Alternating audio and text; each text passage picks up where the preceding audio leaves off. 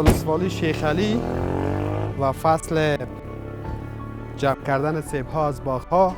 سلام، خوب هستی؟ آفرین، ای ماشاءالله. کل شما باشنده شیخ علی هستی نه؟ سلام سلام. خلطه چند است سیب؟ ای ناجوان، همی جا 80 رو سیدا میکنی. داخل باغ شویم. سلام علیکم.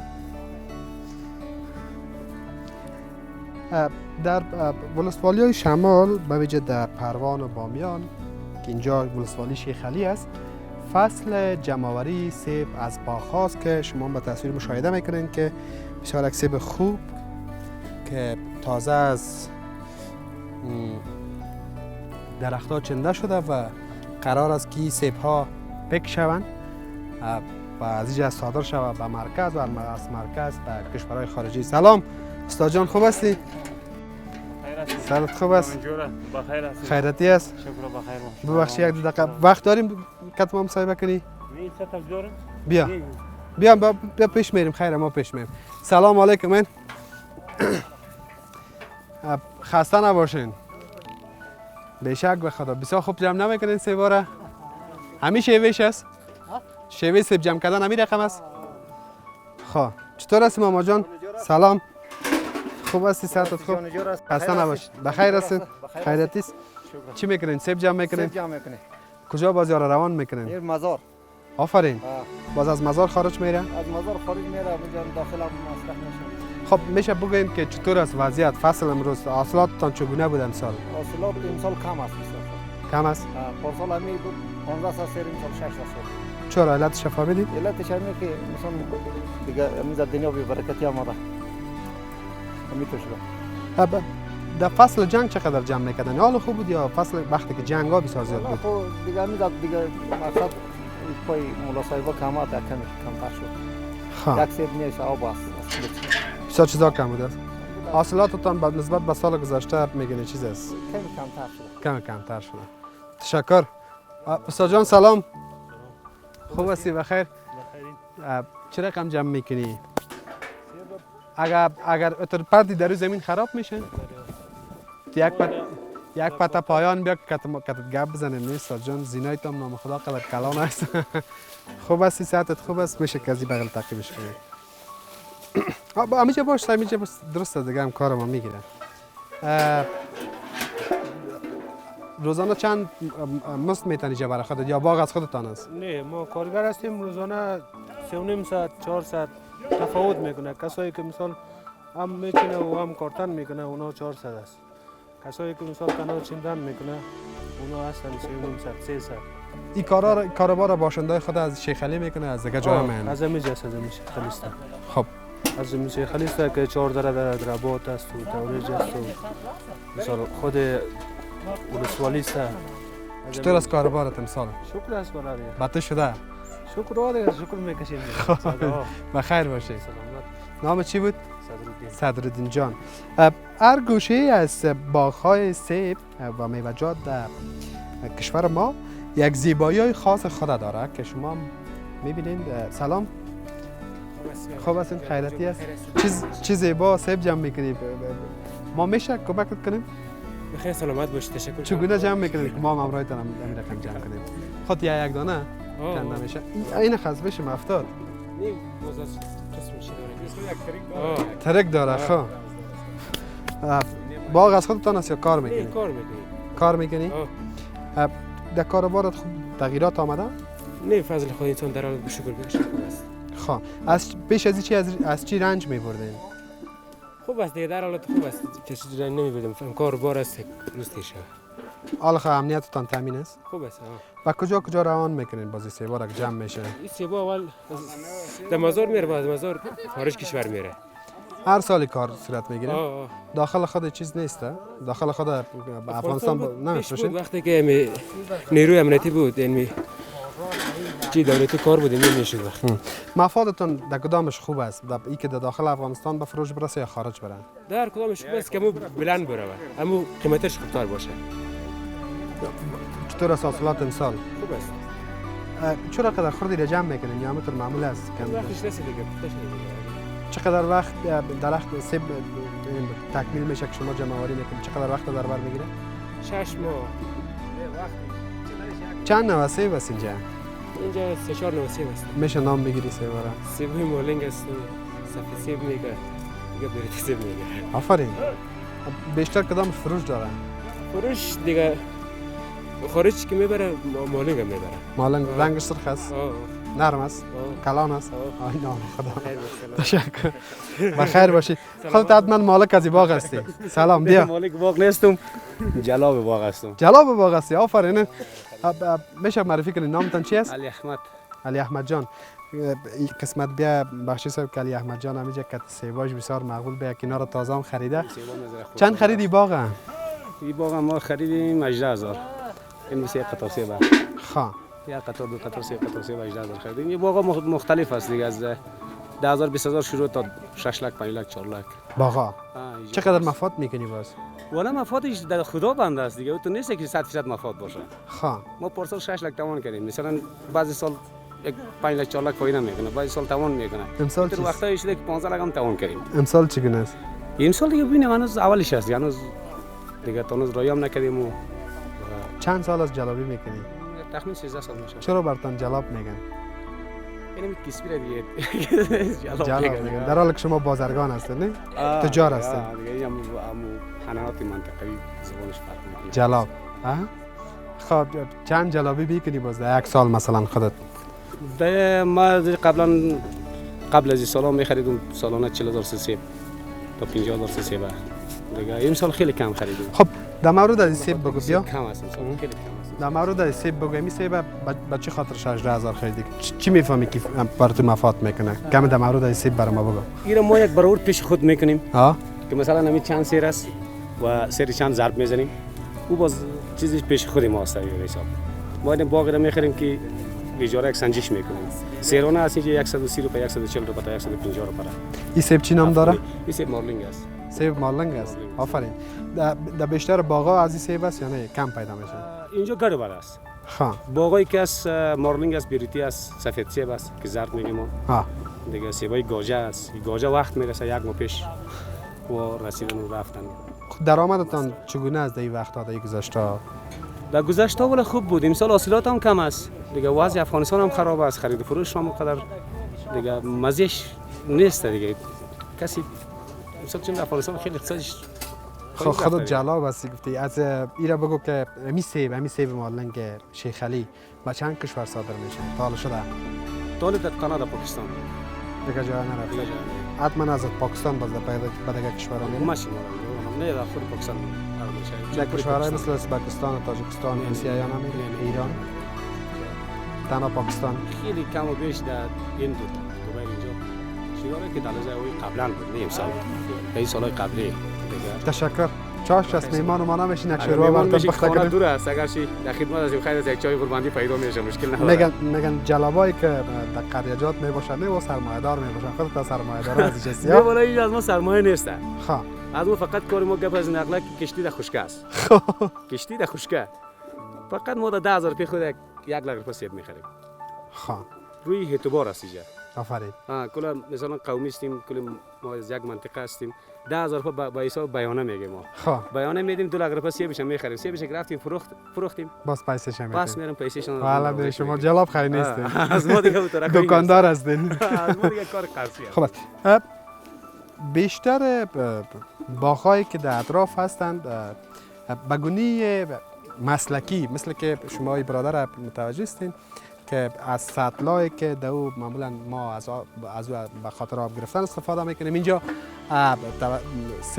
سیب توسط از جمع آوری میشه و این سیب به خاطر که عیبی نشه این گونه توسط سطل ها برده میشه به جای دیگه که اونجا امن برش آسیب نمیرسه و از اینجا این سیبا را کارتن میکنن و این سیب به مرکز میره، همونطور از مرکز به خارج از کشور میره که بار سیب. هرچند که من سیب قدر خوش ندارم، اما سیب افغانستان یکی از نامیترین سیب ها در کشورهای منطقه نیز گفته شده.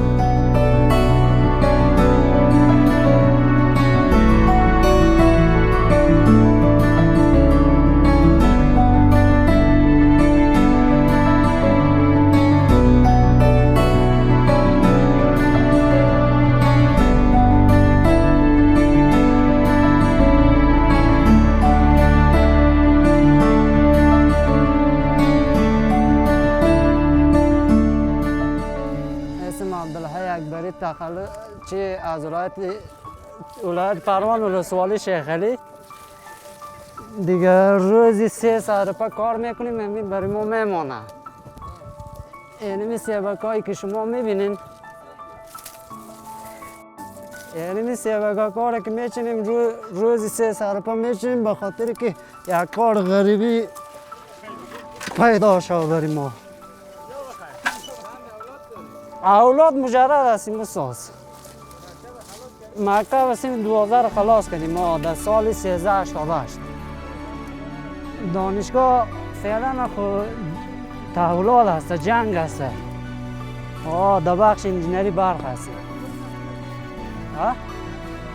جنگ خلاص شده خب پانتونا شروع نشده اساس. درس ادامه میدیم یک چند پا غریبی کار کنیم مثلا به خاطر که همین چی مسئله ما پوره شود نه؟ سلامت بایزا.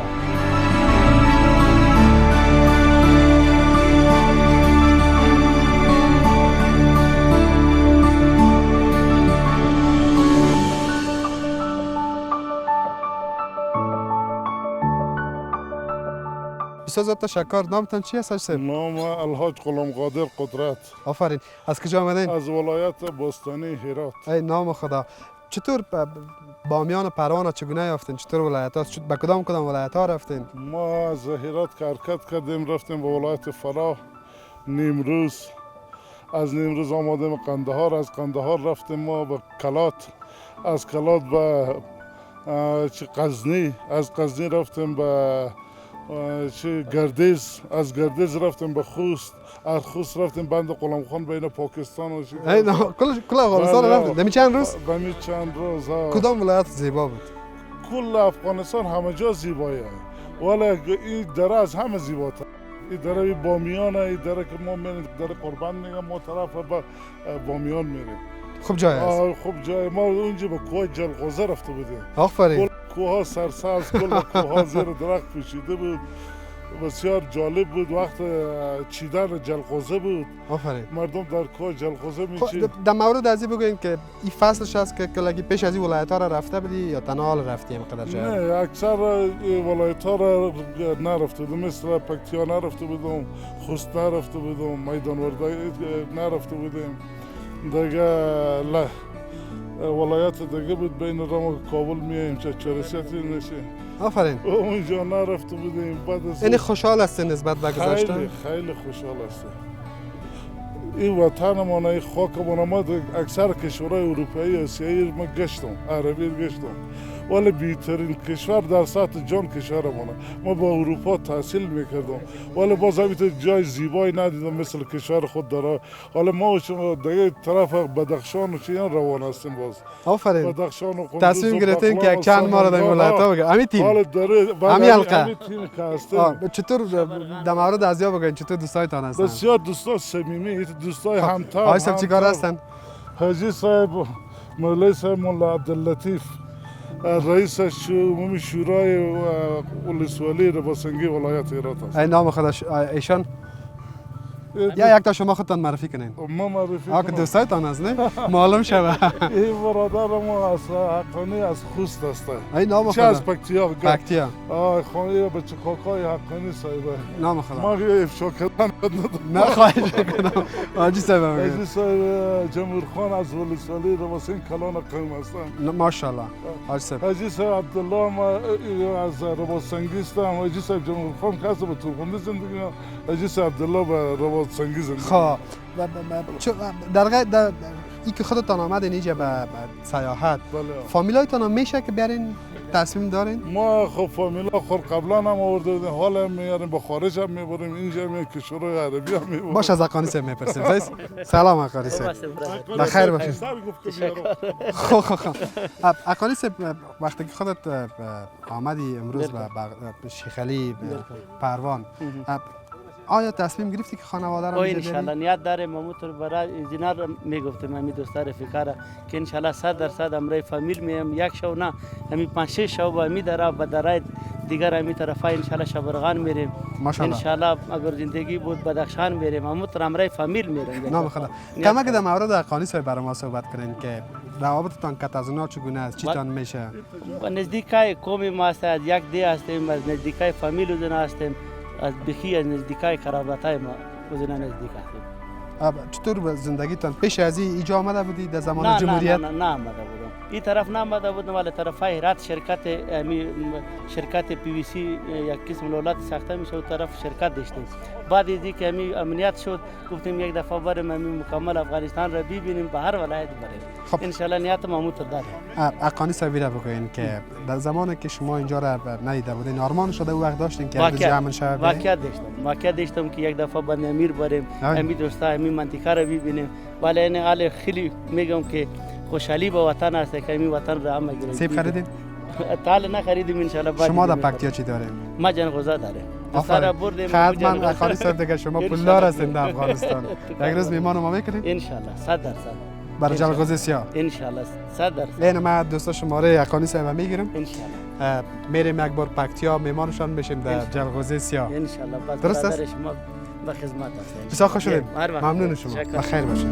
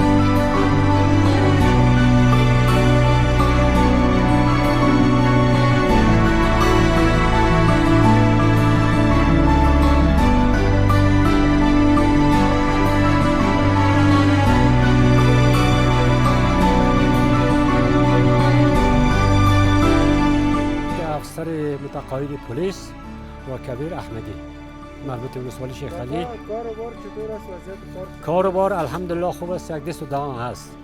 دیگه سالانه نمی عایدات کل مربوطات دوروبر چیز شیخ علی اینم سیب است. دیگه یک 70% مردم از همین سیب و سیب و زندگی خود پیش میبرند. خودت کاکا چند فرزند داری، چی کار میکنی؟ ما حالا فعلا فقط به جز از دهخانی و باغداری دیگه کاری ندارم. تقریبا یک جرب زمین است و همین کلش چیزشون سیب است. از همین خوراکی سالمره ما حاصلات ما همین سیب است. دیگه همین با سال گذشته تفاوت داشته؟ نه امسال کمتر بوده نظر به پارسال.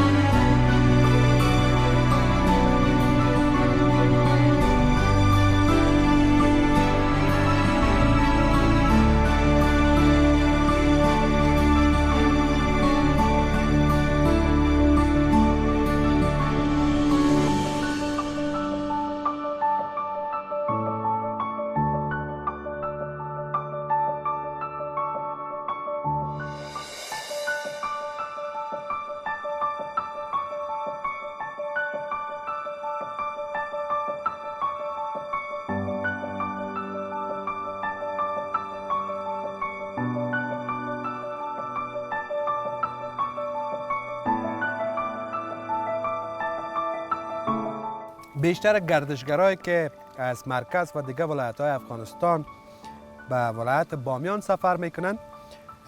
من اینجا با از گردشگرا روبرو شدم در مسیر راه که از فرهنگ وطنی نیز استفاده کردن و خوشحال هستند. میگویند گردشگری یک مواردی است که هر شهروند در افغانستان بتواند از این فرصت ها استفاده کنه و به ولایت‌های زیبای افغانستان بره، به ویژه به بامیان که ما امروز هم اینجا به این ولایت آمدیم با این تعداد از هموطنان ما که به قول خودشان کارمند یک شعبه هستند دیگه. با اینا گفت و شنود میکنیم که ببینیم که چکرشان چگونه بوده در بامیان. با ما باشید.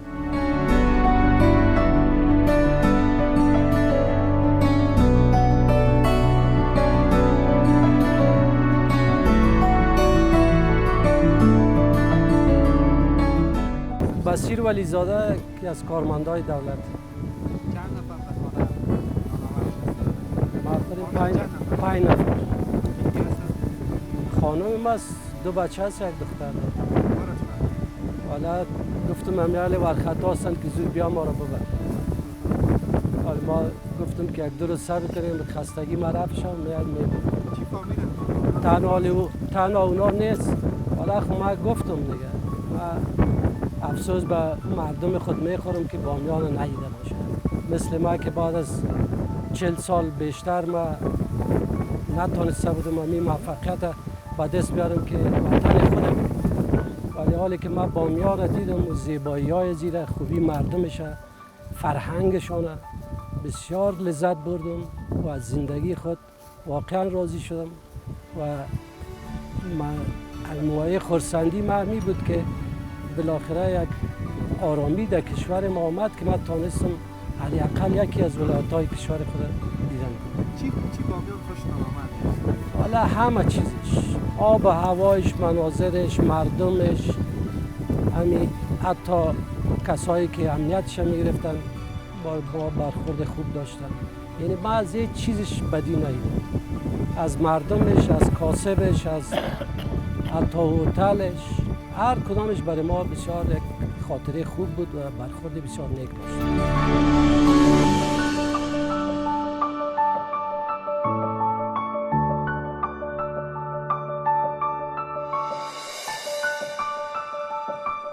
نامم علیم است.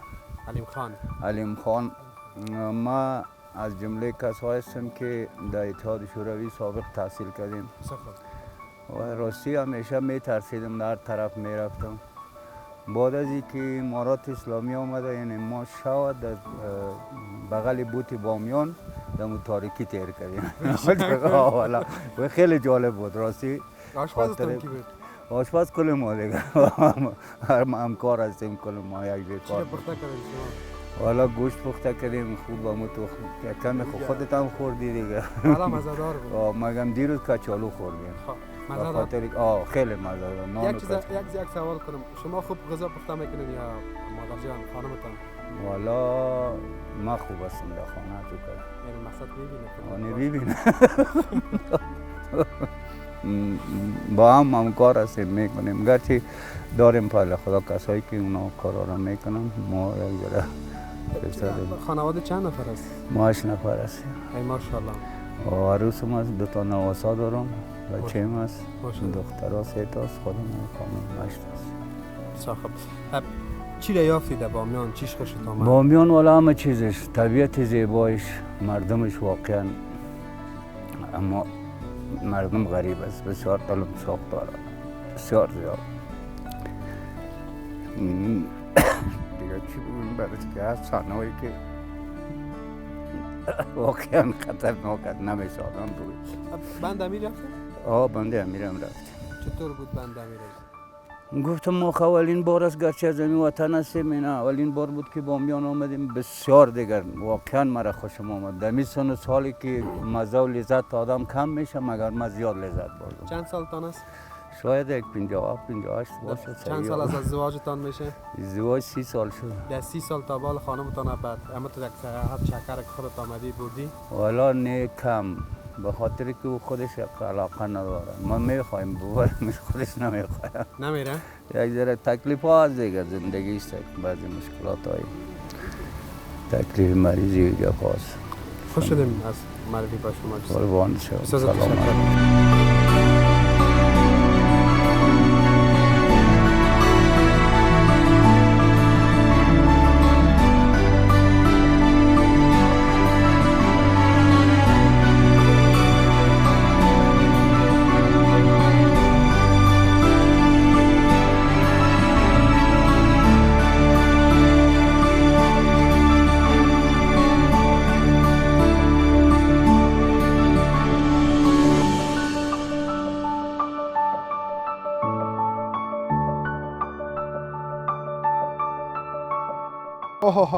هوا بسیار سرد است و جویبار بامیان شما میبینید که واقعا یک آب و هوای خاص خود داره. او بسیار سرد است و هر گردشگر و هر توریستی که میخواد از به ولایت بامیان بیاید حتما از این دریا که مثلا در کنار جاده است سر میزنه، عکس میگیرن و دست روی تازه میکنن.